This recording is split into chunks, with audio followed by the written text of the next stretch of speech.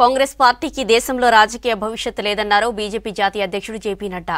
లోక్సభ ఎన్నికల్లో ఓడిపోతారని తెలిసే కాంగ్రెస్ పార్టీ డ్రామాలు ఆడుతోందన్నారు. ప్రజల్లో కాంగ్రెస్కు ఆదరణ లభించకపోవడంతో ఆ పార్టీ నేతలు ఫ్రస్ట్రేషన్లో మాట్లాడుతున్నారని విమర్శించారు బీజేపీ నేతలు.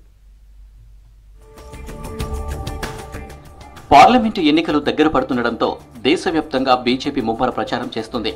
బహిరంగ సభలు, ర్యాలీలతో ప్రచారాన్ని హోరెత్తిస్తున్నారు. కాంగ్రెస్ కు ఓటమి భయం పట్టుకుందన్నారు బీజేపీ జాతీయ అధ్యక్షుడు జేపీ నడ్డా. లోక్సభ ఎన్నికల్లో ఓడిపోతారని తెలిసే కొత్త డ్రామాకు తెరతీశారన్నారు. కాంగ్రెస్ అకౌంట్లు ఫ్రీజ్ చేశారంటూ ప్రభుత్వంపై తప్పుడు ప్రచారం చేస్తున్నారని విమర్శించారు. పార్టీలోని తప్పులను సరిదిద్దుకోలేక ఇతరులపై ఆరోపణలు చేయడం సరికాదన్నారు నడ్డా.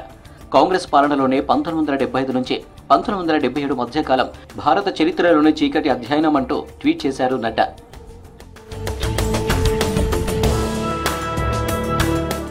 కాంగ్రెస్ పార్టీకి దేశంలో రాజకీయ భవిష్యత్తు లేదన్నారు కేంద్ర మంత్రి Ravishankar Prasad.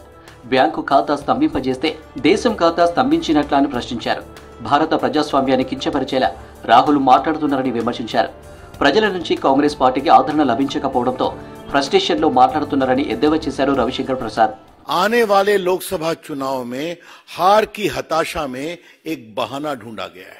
There is a gentle advice to the Congress party, but realize now the more you allow Rahul Gandhi to speak, the more you are losing the ground in the country. Duly certified auditors report as to how much they have received from big donation.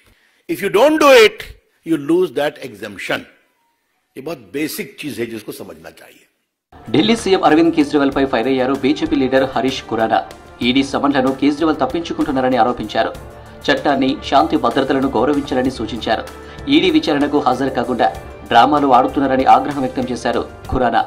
Arvind Kejriwal ji, आप लाखों रुपए पर hearing महंगे महंगे वकील खड़ा कर रहे हैं समन्स को इवेड करने के लिए, कानून से भागने के लिए. क्यों भाग रहे हैं ये तो आपको मालूम होगा, लेकिन कानून अपना काम कर रहा है. कानून के तहत आपको सम्मन पे सम्मन इशू हो रहे हैं, लेकिन आप कानून का सम्मान नहीं कर रहे. भागता वही व्यक्ति है जिसने कुछ किया हो. లోక్సభ ఎన్నికల్లో పోటీ చేసే ఎంపీ అభ్యర్థుల మూడో జాబితా విడుదల చేసింది బీజేపీ. ఈ లిస్టులో తమిళనాడుకు చెందిన 9 మంది అభ్యర్థులను ప్రకటించింది. చెన్నై సౌత్ నుంచి ఎంపీగా పోటీ చేయనున్నారు తెలంగాణ మాజీ గవర్నర్ తమిళిసై సౌందరరాజన్. కోయంబత్తూరు నుంచి తమిళనాడు బీజేపీ అధ్యక్షుడు అన్నమలై బరిలోకి దిగనున్నారు. నీలగిరి ఎంపీ అభ్యర్థిగా ఎల్ మురుగన్ పోటీ చేయనున్నారు. ఇప్పటికే 2 విడతల అభ్యర్థులను ప్రకటించింది BJP. We have served the people and definitely people support us and people are more affectionate flow. They are showering affectionate on our affection on our honorable PM.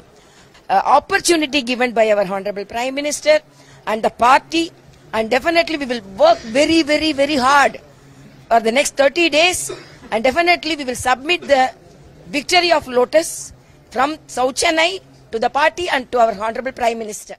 Lok Sabha ఎన్నికల ముందు కేంద్ర ప్రభుత్వానికి ఈజీ షాక్ ఇచ్చింది. వికసిత్ భారత్ పేరుతో బీజేపీ ప్రభుత్వం పంపిస్తున్న మెసేజ్లను వెంటనే నిలిపివేయాలంటూ ఆదేశించింది. ఎన్నికల కోడ్ అమల్లో ఉన్నందున ఓటర్ల వాట్సాప్ సందేశాలు పంపడం తక్షణమే ఆపేయాలని కేంద్ర ఐటీ శాఖకు నోటీసులు జారీ చేసింది. ఎన్నికల కోడ్ అమల్లోకి వచ్చినప్పటికీ కేంద్ర ప్రభుత్వం నుంచి మెసేజ్లను వస్తున్నట్లు ఈసీకి అనేక ఫిర్యాదులు వచ్చాయి. దీంతో ఈ నిర్ణయం తీసుకున్నట్టు వెల్లడించింది ఈసీ.